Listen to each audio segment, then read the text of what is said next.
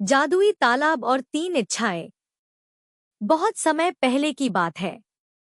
हिमालय की तलहटी में बसे एक छोटे से गांव में नीलकंठ नाम का एक गरीब लेकिन ईमानदार लकड़हारा रहता था। वह अपनी पत्नी गौरी और छोटे बेटे माधव के साथ एक झोपड़ी में रहता था। दिन भर जंगल में लकड़ियां काटता और शाम को उन्हें बेचकर घर चलाता। नीलकंठ को अपने जीवन से कोई शिकायत नहीं थी, लेकिन उसकी एक इच्छा थी, अपने बेटे को अच्छी शिक्षा देना ताकि वह मेहनत मजदूरी के बजाय एक सम्मानजनक जीवन जी सके। जंगल का रहस्य। एक दिन नीलकंठ रोज की तरह जंगल में लकड़ियां काट रहा था। तभी उसने एक बहुत पुराना सूखा पेड़ काटने की कोशिश की, लेकिन कुल्हाड़ी का वार पड़ते ही पेड़ से एक रहस्यमयी आवाज आई, रुको, मुझे मत काटो। नीलकंठ चौंक गया और पीछे हट गया। अचानक वह सूखा पेड़ चमकने लगा और देखते ही देखते एक विशालकाय राक्षसी आकृति उसमें से प्रकट हुई। लेकिन यह कोई साधारण राक्षस नहीं था, उसकी आंखों में दयालुता थी। डरो मत नीलकंठ, मैं इस जंगल का रक्षक हूँ। तुमने मुझे वर्षों बाद जागृत किया है, इसलिए मैं तुम्हें एक इनाम देना चाहता हूँ। पास के तालाब में जाओ, वहां तुम्हें 3 इच्छाएं मांगने का अवसर मिलेगा। जादुई तालाब। नीलकंठ घबराते हुए तालाब की ओर बढ़ा। तालाब क्रिस्टल जैसा साफ था और उसकी सतह पर नीली रोशनी झिलमिला रही थी। जैसे ही उसने तालाब के पानी में हाथ डाला, पानी हल्के सुनहरे रंग का हो गया।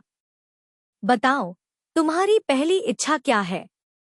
तालाब से एक गूंजती हुई आवाज आई। नीलकंठ ने बिना सोचे समझे कहा, मुझे बहुत सारा धन चाहिए ताकि मेरा परिवार आराम से रह सके। अगले ही पल नीलकंठ के घर में सोने चांदी से भरी तिजोरी आ गई। वह खुशी खुशी घर लौटा और अपनी पत्नी को सब बताया। गौरी खुश तो हुई, लेकिन बोली, ध्यान रखना, हमें अपनी इच्छाओं का सोच समझकर उपयोग करना चाहिए। दूसरी इच्छा और बड़ी भूल। कुछ दिनों बाद गांव में अमीर बनने की खबर फैल गई। लालची रिश्तेदार और धोखेबाज व्यापारी नीलकंठ के पास पैसे उधार मांगने आने लगे। कुछ लोगों ने उसे धोखा दिया, कुछ ने चापलूसी करके उससे धन ऐंठ लिया।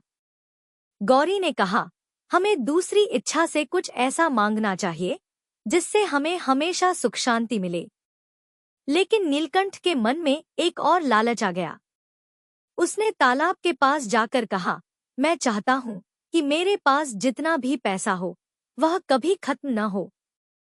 तालाब की गूंजती आवाज आई, तथास्तु। अब उसके खजाने में जितना धन जाता वह दोगुना होकर वापस आ जाता। लेकिन समस्या तब हुई जब लोग इस रहस्य को जान गए। राजा को इसकी खबर मिली और उसने नीलकंठ को बंदी बना लिया, यह सोचकर कि वह कोई जादूगर है। तीसरी इच्छा और सबसे बड़ा मोड़। नीलकंठ को कारागार में डाल दिया गया।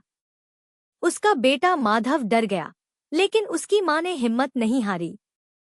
गौरी अकेले तालाब के पास गई और प्रार्थना करने लगी। जैसे ही उसने पानी में हाथ डाला, आवाज आई, तुम्हारी अंतिम इच्छा क्या है?